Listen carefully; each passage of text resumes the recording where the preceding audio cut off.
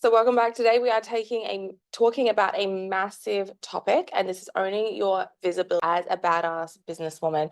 And I thought there was no better time to film this than when I am sitting in my hotel in a fluffy robe, drinking my iced coffee, because last night I was on TV for the first time. So what a great topic to speak about in terms of visibility.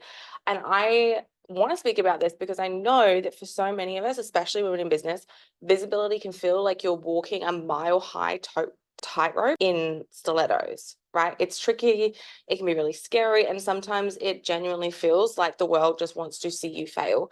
But guess what? Today I'm going to help you flip the script on it and share some of the ideas and perspectives that have made me so comfortable being seen and creating the most amazing media opportunities and PR gigs for myself, my brand, and my business. So how do we start really feeling safe with the idea of being seen, of really strutting our stuff? How do we make our mark and really stand out and feel good about doing that, right? So the first step is to create a really safe space where you can be seen and heard and acknowledged without judgment. You see, we've got to get rid of all of these shitty ideas, those tired tales that tell us to blend in, that tell us just be smaller, be less, don't say that, smile more, all that type of thing. And how do we really feel okay with standing in? It's time standing out. It's time to heal from all the battles and the fear that you've fought in the past around visibility, and it's time to create a new perspective on it, a new emotion, a new anchor with visibility.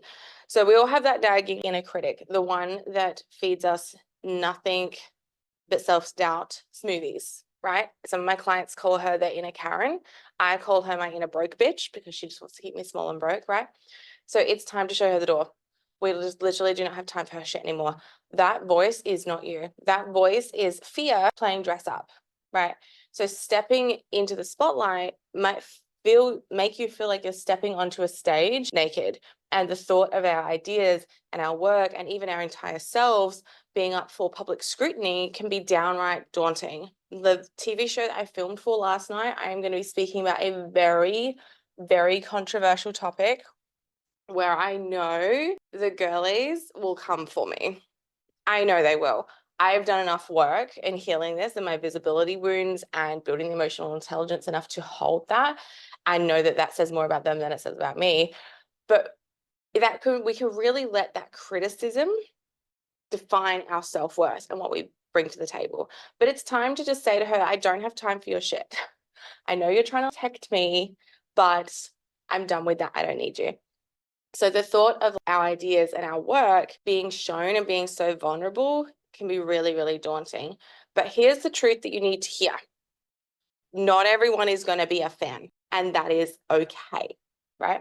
Criticism and disagreement and polarity are as natural as wine with cheese, are as natural as iced coffees and fluffy hotel bathrobe, right?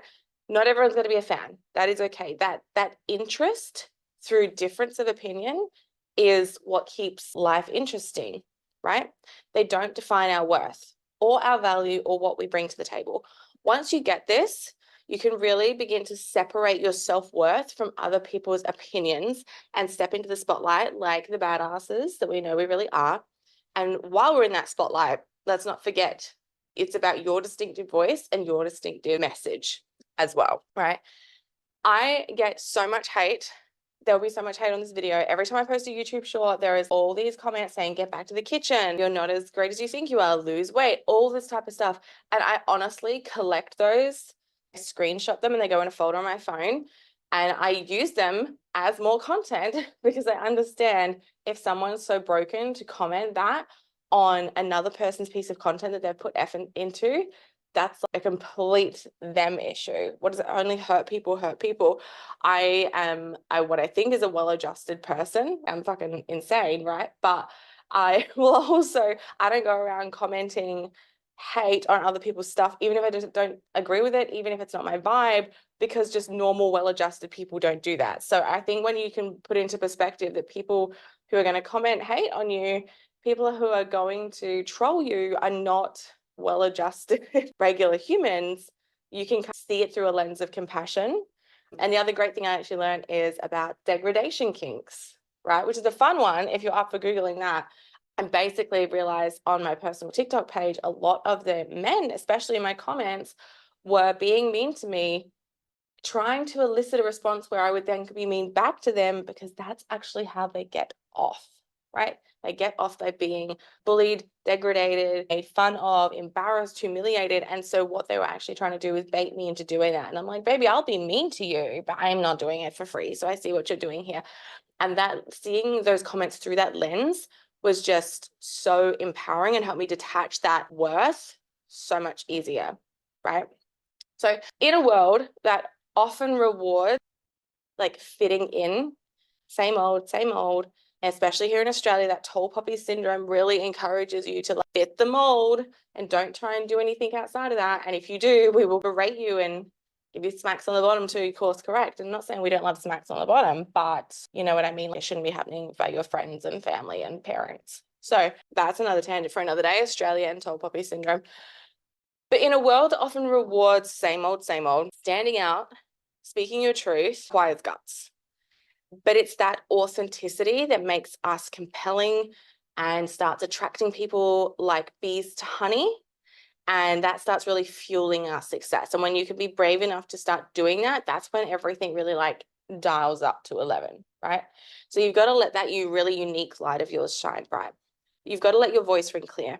And when you send your message out into the world with a fuck, I'm here, bitches vibe, the success of your brand is all about your ability to share brightly and unapologetically in your own space. If you can't have an opinion about something and stand behind that opinion, not even like opinion, if you can't have a perspective of you, an opinion, an idea, a process that you can stand behind with clarity, certainty, and balls to the wallness about you, why the fuck do you think anyone else would believe you? Why the hell do you believe that you have authority enough to sell products, offers, and services to people, right? This can be the missing piece. It comes down to often your conviction and your willingness to stand behind your ideas, right? So when you step into the spotlight, you are not only putting your brand on the map, you're also showing and yourself on the map, you're also showing other women what's possible. So there's this part in your head that's like, if I keep playing small and I keep hiding from this, how am I helping other women, right? How am I sharing things? And that's the message, the controversial topic that I just filmed for last night. Is that my favorite topic to speak about? No. Could I speak about it for 3 weeks straight and still not even barely touch the surface? Yes. Is it important that I have these conversations so that more women have conversations like this and it's opened up on a broader spectrum and there's a lot more awareness about it? Yes. So at some point that vision is bigger than my little bit of fear and insecurity, right? When you can step up like this, you're showing other women that ambition isn't a dirty word, that success is worth striving for, and that being seen and heard and well paid is non-negotiable.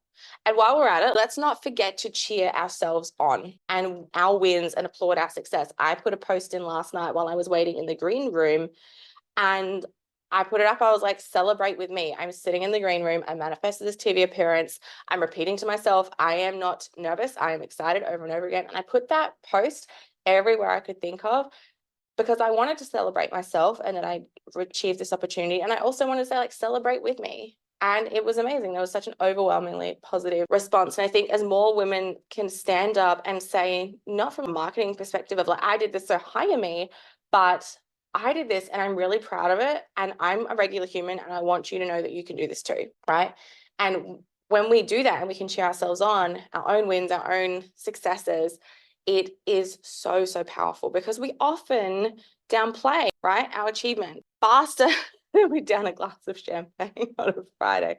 But by owning our victories, we boost up our self-belief, our confidence, and it really helps, I think, to inspire others to do the same. And so it's about talking about that win-win. I'm doing this for me and it's great for me, but it's also great for other people in all these other ways, right? So to wrap it all up, visibility as a woman in business isn't just about promoting your brand or your work or your personal brand. It's about really tearing down those walls and challenging the status quo, reclaiming that power of being seen as a visibly wealthy, successful, ambitious, unapologetic woman. And it's about that healing and growing that goes on behind the scenes before you're actually strutting into your full potential. So it really is time to take charge, to stand visible in the business world, and remember that you are fully capable of achieving it, and that you're more than worthy of being seen and heard and very much paid. So thank you for watching. Don't forget to like and comment, subscribe, share this as a podcast episode when it comes out, and I will see you in the next video.